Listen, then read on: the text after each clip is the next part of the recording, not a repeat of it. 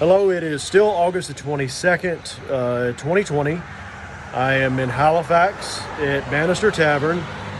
Interesting little story with Bannister Tavern is this part of the town was named Bannister back in the late 1700s, 1770s, 1780s. What my understanding is. So this little tavern, and you can see how close 501 sits to this house now. So this little tavern dates back pre-Halifax, I believe. So what I've been doing over the last couple of days is I've probably hauled off around 14, maybe 15,000 pounds of sheetrock, plaster, and lathing. I only threw away the lathing out of the ceiling because it was so nasty. Most of the other lathing I've saved. I'm trying to figure out how to repurpose it. So I've been taking apart the front porch here of this old tavern. This is probably Victorian, very, very early 1900s porch. So I've very early started the very beginnings of disassembling this. Kind of neat construction, notch construction up there. Interesting there. Again, not up to code, I'm sure.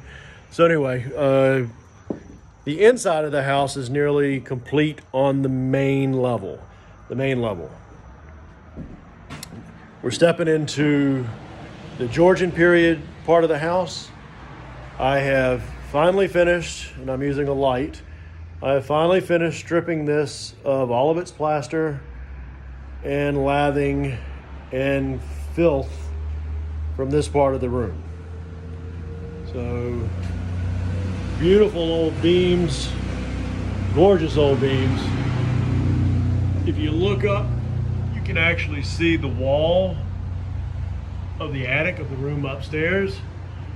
Again, this is in the Georgian part of the house. Those are to catch some water. I've figured out where my hole in the roof is. You can actually see the light yourself, so it's right up there.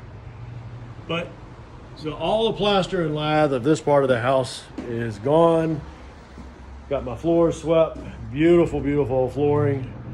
That just breaks my heart. But as well up here, a lot of rot. It's gonna have to be rebuilt along the way, but that's okay, we'll do it. So I have started tearing down all the plaster and lath in the foyer. I'm not going over there yet until I get my floor braced up. Just too precarious. So here, got my plaster and lath down around the door, all around this wall, there, and that is my beautiful little boy who I absolutely adore. I'm wrapping up the day so I can go see him. And this room is done as well. So I've gotten all the plaster and lath out of off the floor in this room.